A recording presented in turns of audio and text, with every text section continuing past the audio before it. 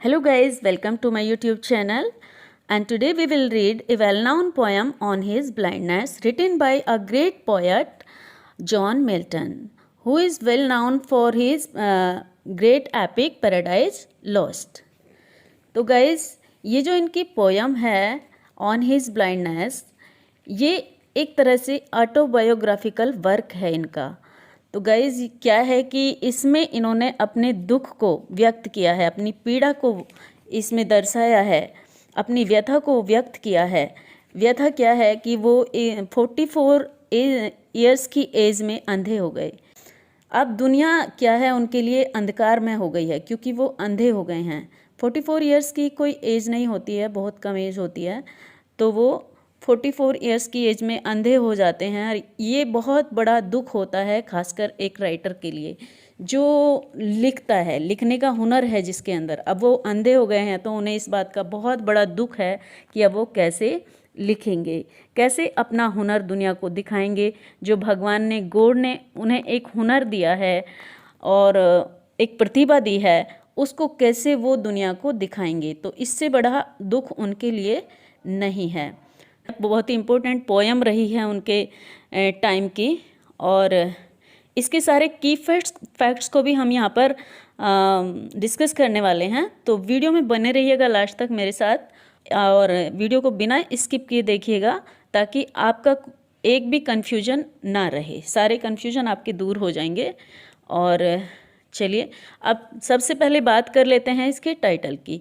John Milton ने इसको जो ऑन हिज ब्लाइंडनेस है ये वाला टाइटल नहीं दिया है, जैसा कि आप इसके नाम से ही जान सकते हैं कि ऑन हिज ब्लाइंडनेस, ये मिल्टन तो नहीं दे सकते ना इसका टाइटल। ऑन हिज ब्लाइंडनेस मतलब उनकी ब्लाइंडनेस के ऊपर ये कविता है। तो ये जो टाइटल दिया है किसने दिया है? थॉमस न्यूटन ने दिया है इनको। ठीक है, किसने दिया है? थॉमस न्यूटन ने इनको ये टाइटल दिया है। और ये फेमस हुआ था, इनका एक वर्क था ट्रिनिटी मैन्यूस्क्रिप्ट इनका एक वर्क था, उसमें इसको पब्लिश कराया गया था। तो चलिए शुरू कर लेते हैं। When I consider how my light is spent, जब उन्हें पता चला, मिल्टन कहते हैं यहाँ पर कि जब मुझे पता चला कि how my light is spent, मेरी लाइट, मेरी रोशनी, मेरी आँखों की रोशनी कैसे चली गई। एर half my days in this dark world and white, ere half my days in this dark world and white, यानी कि ये जो संसार है ये मेरे लिए अंधकारपूर्ण हो गया है, और मेरी हाफ एज में ही, अभी तो मेरी आधी उम्र है, 44 की जो एज होती है वो हाफ के करीब ही होती है, तो हाफ एज में ही उनकी आंखों की रोशनी चली गई जब उनको पता चला। व्हेन आई कंसीडर, और जो टाइटल है ना गाइज, इस पोएम को जो टाइटल है ना, when I consider how my light is spent, यही दिया था मिल्टन ने। ठीक है, पहले क्या होता था जब ये राइटर लिखते थे अपना कोई भी वर्क, तो जो उसकी पहली लाइन होती थी पोएम की, या कोई भी एपिक वगैरह कुछ भी लिखते थे ये, तो उसकी पहली लाइन को ही टाइटल मान लिया करते थे। ठीक है, तो ये टाइटल उनका जो मिल्टन द्वारा दिया गया था, ये टाइटल था when I consider how my light is spent. और ऑन हिज ब्लाइंडनेस जो टाइटल दिया गया है वो दिया गया है थॉमस न्यूटन के द्वारा। ठीक है, आगे बढ़ते हैं।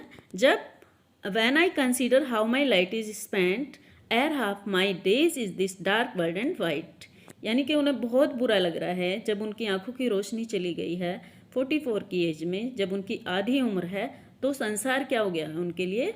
बहुत बड़ा, वाइड मीन्स बहुत बड़ा और अंधकारपूर्ण हो गया है, अंधकारपूर्ण, अंधेरा ही अंधेरा चारों तरफ। ठीक है, and that one talent which is death to hide, और वो कहते हैं कि जो टैलेंट भगवान ने मुझे दिया है, जो टैलेंट है मेरे अंदर, जिसको छुपाना किसी डेथ से कम नहीं होगा, किसी मृत्यु से कम नहीं होगा उसे छुपाना। लॉर्ड्स विद मी यूजलेस, यानी कि मेरे पास तो वो यूजलेस पड़ा रहेगा, यूजलेस पड़ा रहेगा। दाउ माई सोल मोर बेंट, जिसके साथ मेरी आत्मा बंधी हुई हैं, टैलेंट के साथ, जिसके बिना मैं जी नहीं सकता।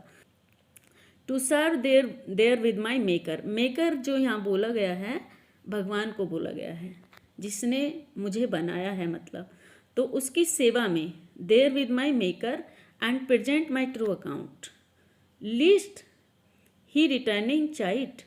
वो कहते हैं यहाँ पर कि जब मैं वापस जाऊंगा तो क्या वो मुझे डांट कर भगा तो नहीं देंगे। हाँ, वो कहते हैं कि मुझे डांटेंगे तो नहीं मेरे भगवान। जब मैं भगवान का सामना करूंगा और उन्होंने मुझे इतना अच्छा टैलेंट दिया और उसके बाद जब मैं उसका प्रयोग ना करके और मैं अपने गॉड के सामने जाऊंगा तो क्या वो मुझे डांटेंगे तो नहीं इसके लिए, है ना। तो क्या कहते हैं, मैं अपना जब ट्रू अकाउंट उनके सामने पेश करूंगा, है ना। Doth God exact day labour light denied. यहाँ पर ये doth God exact day labour light denied जो है एक रेटोरिकल क्वेश्चन है यहाँ पर ये, ठीक है। रेटोरिकल क्वेश्चन होता है जिसमें खुद से ही क्वेश्चन करते हैं, खुद ही उसका आंसर भी दे देते हैं, उस टाइप के क्वेश्चन होते हैं। तो वो ये कह रहा है कि क्या गॉड ऐसी इच्छा करते हैं अपने बंदों से, क्या भगवान ऐसी उम्मीद रखते हैं अपने उन बंदों से जिनकी मतलब आंखों की रोशनी चली गई है और वो फिर पूरा वर्क भी करे। I fondly ask but patience to prevent that murmur. वो कहता है कि मैं बड़े स्नेह से पूछता हूँ और फिर कहता है बट पेशेंस, शांत हो जाइए, टू प्रिवेंट दैट मुरमुर। इस तरह के क्वेश्चन को, इस तरह की मुरमुर को, मतलब जो तुम्हारे अंदर ये चल रही है इसको रोक दीजिए। सून रिप्लाइड, खुद ही अपने आप को रिप्लाइड करता है, God doth not need either man's work or his own gift. तो कहता है कि भगवान को, जो भगवान ने हमें गिफ्ट दे दिए, उनको वापस लेने की ज़रूरत नहीं है। इंसान के गिफ्ट की ज़रूरत भगवान को नहीं है। भगवान तो अपने आप में महान हैं, उन्हें हमसे कुछ भी नहीं चाहिए। बस उन्हें क्या चाहिए, who best bear his mild yoke they serve him best. वो चाहते हैं, यहाँ पर जो बोला गया है who best bear his mild yoke का मतलब है कि जैसे एक किसान होता है, खेतों में अपने बैलों से हल चलाता है और उसके लिए वही बैल बहुत अच्छे होते हैं जो पेशेंसली उसका, किसान का काम आसानी से करते रहते हैं, ठीक है, बिना उसे परेशान किए। Bear his mild yoke they serve him best his state is kingly. तो जो भगवान की सेवा वही अच्छे से करते हैं जो उसके दिए हुए सुख दुख को बहुत मतलब पेशेंसली सहन कर जाते हैं और जो उन्होंने दिया है उसमें ही खुशी खुशी दिन बिताते हैं। भगवान तो बस उनको ही पसंद करते हैं। और कहते हैं हिज स्टेट इज किंगली, उनका जो स्टेट है वो किंगली है। 1000 एट हिज बिडिंग स्पीड, यानी कि वो उनका जो वो राजसी है, उनके जो ठाट बाट हैं वो राजसी हैं। 1000 एट हिज बिडिंग स्पीड मतलब हजारों उनके देवदूत, जो हजारों देवदूत हैं उनके इशारे का इंतजार करते रहते हैं कि जैसे ही भगवान इशारा करें, and post over land and ocean without rest, और वो अपने आप को धरती पर और समुद्र पर या फिर कहीं भी बिना रेस्ट किए अपने आप को उनकी सेवा में लगाए रखते हैं। और लास्ट लाइन है, they also serve who stand and wait. वो भी सेवा करते हैं भगवान की, वो भी सेवा करते हैं जो सिर्फ खड़े रहते हैं और अपनी बारी का इंतजार करते हैं। इसके अर्थ को अच्छे से समझ लेते हैं। देखिए समरी यहाँ पर दी गई है। When Milton became blind, जब मिल्टन ब्लाइंड हुए तो ही began to the very sad, तो वो बहुत ही दुखी हो गए और सोचने लगे अबाउट हिज फेट, अपने भाग्य के बारे में सोचने लगे। वेरी सैड, बहुत दुखी हो गए। And that he become blind even before he could complete half of his life. अब वो क्या सोच रहे हैं, अपने हृदय की पीड़ा को यहाँ पर व्यक्त कर रहे हैं। जब वो अंधे हो गए, वैन मिल्टन बिकम ब्लाइंड, जब मिल्टन अंधे हो गए, he began to think about his fate, वो अपने भाग्य के बारे में सोचने लगे, अपने भाग्य को कोसने लगे। जब वो अंधे हो गए तो उन्हें अच्छा नहीं लग रहा था, बहुत बुरा लग रहा था। ही फेल्ट वेरी सैड, बहुत ही बुरा लग रहा था। दैट ही बिकम ब्लाइंड, जब वो अंधे हुए, even before he could complete half of his life, जब तक उन्होंने अपनी आधी लाइफ को भी कंप्लीट नहीं किया था। The world become dark and white, अब संसार उनके लिए अंधकारपूर्ण हो गया था और लंबा चौड़ा हो गया था। What pained him most is that his talent as a poet could not be used, और वो पेनिट थे, उनको इस बात का दर्द था कि most is that his talent, जो उनके पास एक इतना अच्छा टैलेंट भगवान ने दिया, लिखने का टैलेंट दिया उन्हें, पोएट्री लिखने का टैलेंट दिया, as a poet could not be used, और वो कवि के रूप में उसे अब यूज नहीं कर पाएंगे। इट इज़ लाइक डेथ, ये उनके लिए किसी मृत्यु से कम नहीं होगा। If he could not use his talent, अगर वो अपने इस टैलेंट को यूज नहीं कर सकते, as he become blind it was difficult for him to read and write. अब जैसे वो अंधे हो गए थे तो उनके लिए तो पढ़ना लिखना सभी कुछ बहुत ही मुश्किल हो गया था। अब वो कैसे लिख सकते थे जब वो अंधे हो गए थे? तो he had hope to write many poem. अब उनके अंदर अभी भी आशा थी कि वो बहुत कुछ लिखें। ठीक है, he had hope to write many poem.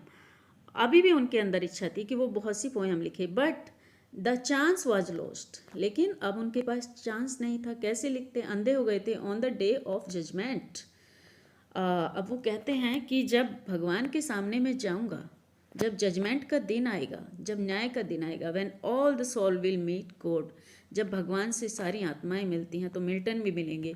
Wishes to present all his work to God and prove that he has made the best use of the talent that God had given him.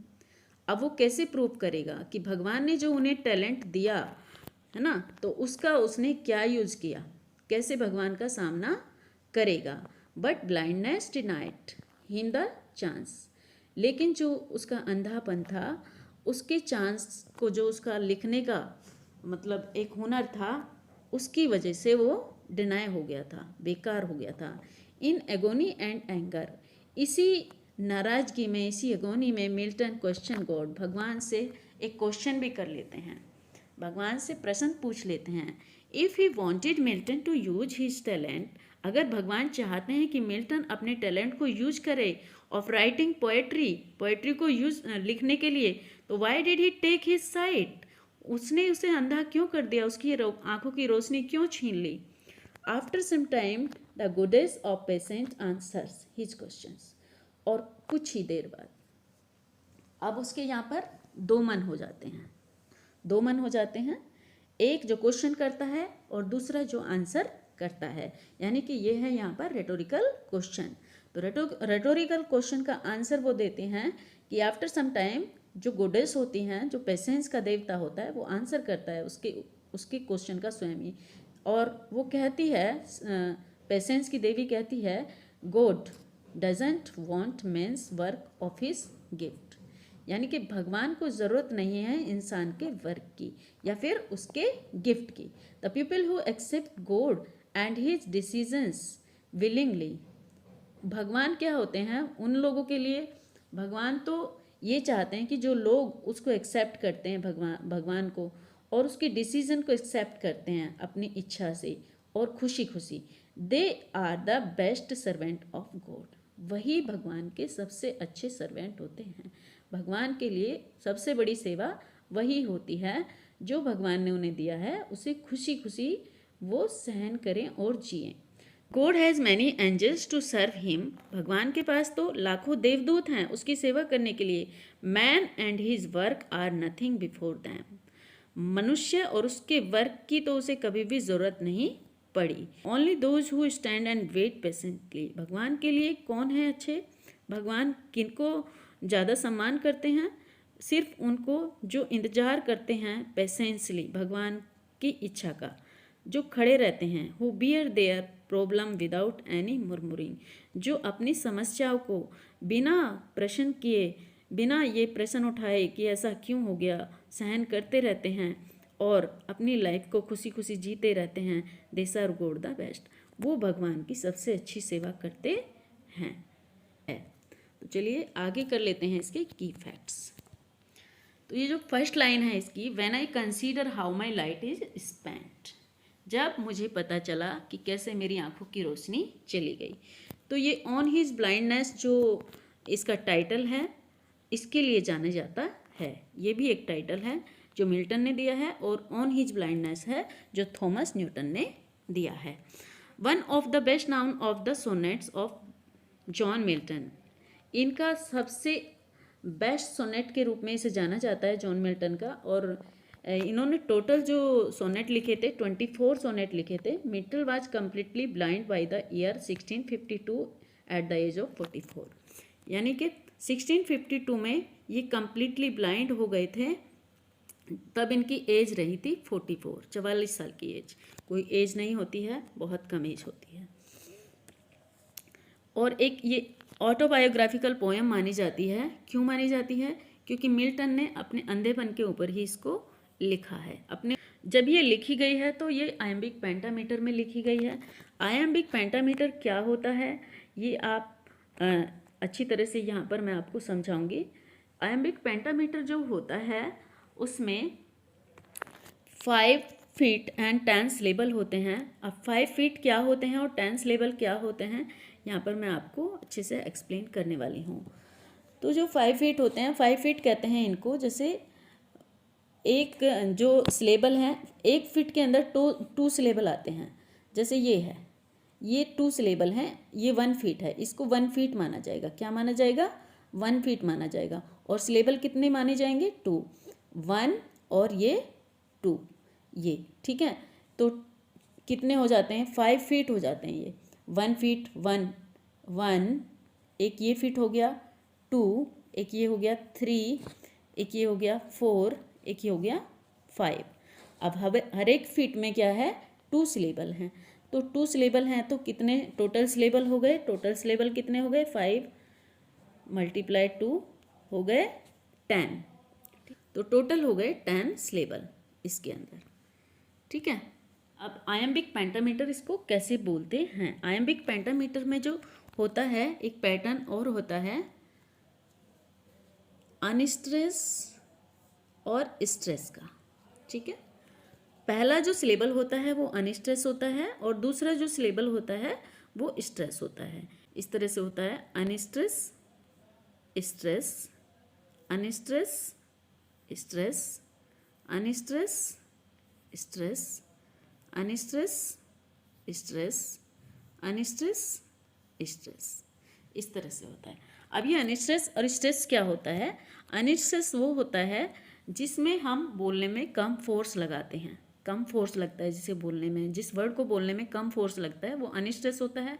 और stress जिसमें force ज़्यादा लगता है। आप बोलकर देखिए तो ये आपको समझ आ गया होगा। दूसरा देख लेते हैं, ये इसकी फाइनल लाइन है।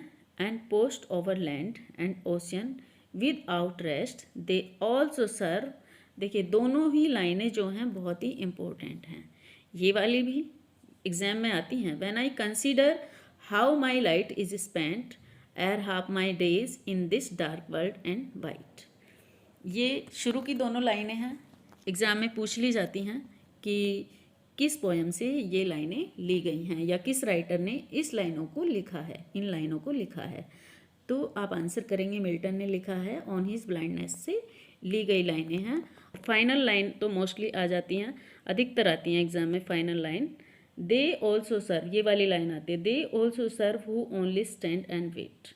वो भी सेवा करते हैं जो सिर्फ खड़े रहते हैं और इंतजार करते हैं। तो ये यहाँ पर भी देख लीजिए अनस्ट्रेस, ये वाला देखिए, ये unstress, stress, unstress, stress, unstress, stress, ये LY अनस्ट्रेस, ये stress, and unstress wait stress, इस तरह से।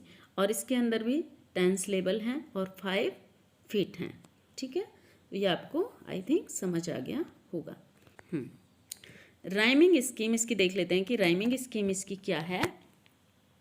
तो राइमिंग स्कीम है इसकी ABBA, ABBA, CDE, CDE। तो यहाँ पर मैं दिखाऊंगी आपको इसकी राइट, और ये ऑक्टेव और सेस्टेस में है। It is a Petrarchan sonnet of an argumentative poem, और इसे एक आर्ग्यूमेंटेटिव पोएम माना जाता है। क्यों माना जाता है? क्योंकि यहाँ पर जो कवि है, जो पोएट है, वो आर्ग्यूमेंट कर रहा है भगवान से अपने ब्लाइंडनेस के लिए, कि वो अंधे हो गए हैं अब, तो अब वो अपने टैलेंट को कैसे यूज़ करें। Always written in 14 line. जो सोनेट होते हैं, सोनेट हमेशा 14 लाइन में लिखे जाते हैं, ये अलग बात है। लेकिन जो पेट्रार्कन सोनेट होते हैं वो अलग होते हैं, उनकी राइमिंग स्कीम अलग होती है। और जो इंग्लिश सोनेट होते हैं जो शेक्सपियर ने लिखे हैं वो अलग होते हैं, उनकी राइमिंग स्कीम अलग होती है। It is divided into 2 part. ये 2 पार्ट में डिवाइड होता है, ऑक्टेव और सेस्टेट। जो ऑक्टेव हों, फर्स्ट 8 लाइन होती हैं जो ऑक्टेव होती हैं, मैं आगे आपको भी बताने वाली हूँ। 8 लाइन जो होती हैं वो फर्स्ट 8 लाइन होती हैं ऑक्टेव जो होती हैं, और सेस्टेट जो होती हैं वो फाइनल 6 लाइन होती हैं। अब यहाँ पर आप देख सकते हैं इसकी राइमिंग स्कीम भी और इसे भी। तो जो फर्स्ट लाइन है ये ऑक्टेव की फर्स्ट लाइन है, आप देखिएगा यहाँ पर, ये है फर्स्ट लाइन। 1 2 3 4 5 6 7 8। पोयम के अंदर जो टर्न आता है वो पहले ही आ जाता है, और कभी यहाँ पर पेशेंस अपने ही क्वेश्चन का आंसर देता है। ठीक है, तो इसे वोल्टा कहते हैं, जो अचानक से चेंज आता है। पहले तो वो प्रश्न कर रहे होते हैं, भगवान से क्वेश्चन पूछ रहे होते हैं कि ऐसा मेरे साथ क्यों कर दिया, है ना। तो भगवान से आर्ग्यूमेंट कर रहे हैं इस पार्ट में, पहले में। लेकिन ये लास्ट वाली लाइन में वोल्टा है, यहाँ पर उनके जो थॉट्स हैं अचानक से चेंज हो जाते हैं, और वो अपने क्वेश्चन का खुद ही आंसर करते हैं और भगवान की प्रेज करते हैं, और सब कुछ भगवान के फेवर में ही बोलते हैं आगे, जो भी बोलते हैं आगे की 6 लाइन में। ठीक है, तो और जो राइमिंग स्कीम इसकी होती हैं, ये हैं राइमिंग स्कीम, देखिए ए बी बी ए। कैसे हैं? स्पेंट लाइट में लास्ट में आ रहा है स्पेंट, फिर आ रहा है वाइट हाइड, तो वाइड हाइट से मैच कर रहा है, तो बी बी हो गई इसकी, और स्पेंट की ए हो गई, और बेंट जो है स्पेंट से मैच कर रहा है, तो ये दोनों ए हो गया। इधर ये ए और ये बी से मैच कर रही हैं इस तरह से। और प्रेजेंट यहाँ पर फिर से स्पेंट बेंट प्रेजेंट, तो इनकी भी ए होगी। ठीक है, और चाइल्ड और डिनाइट, ठीक है, और प्रिवेंट, प्रेजेंट से प्रिवेंट मैच कर रहा है, तो ए हो गई यहाँ पर। इस तरह से A B B A Petrarchan sonnet की राइमिंग स्कीम होती है। आगे देख लेते हैं, ये सेस्टेट होता है इसमें, और सेस्टेट में क्या होता है, 6 लाइनें होती हैं। 6 लाइन, लास्ट की जो 6 लाइन है उनको सेस्टेट बोलते हैं, और जो सेस्टेट का राइमिंग स्कीम होती है वो अलग होती है। जो सेस्टेट की राइमिंग स्कीम होती है CDE होती है, जैसे नीड, बीस्ट, स्टेट, स्पीड। ठीक है, इस तरह से होती है अलग अलग, CDE। तो need C, beast D, state E, तीनों अलग अलग वर्ड हैं, तो CDE आएगा। और फिर उसी के पैटर्न पे लास्ट की भी 3 लाइन होंगी, स्पीड, रेस्ट, वेट, इस तरह से। तो CDE क्या हो गई राइमिंग स्कीम, ABBA और CDE। हम तो जब ग्रेजुएशन में पढ़ते थे तो मैं इसको इस तरह से याद करती थी, अब्बा कैड ऐसे मैं इसको याद कर लेती थी। चलिए आगे देखते हैं। First published in Milton 1673। तो जब पहली बार इसको पब्लिश कराया था तो ट्रिनिटी मैन्युस्क्रिप्ट में कराया था इसको पब्लिश्ड। और ये ट्रिनिटी मैन्युस्क्रिप्ट जो है, जो कैम्ब्रिज यूनिवर्सिटी है उसके अंदर है।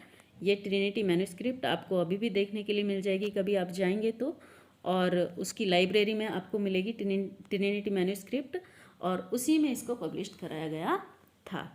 Milton gave it the number 19 sonnet, और इसका जो नंबर था, इन्होंने जो टोटल सोनेट लिखे थे उनमें से इनका नंबर था 19 नंबर सोनेट, इसको बोला जाता है। इसका क्वेश्चन पूछ लिया जाता है कि कौन से नंबर का सोनेट है ये, क्योंकि इम्पोर्टेंट सोनेट है तो पूछ लिया जाता है, तो नंबर है 19।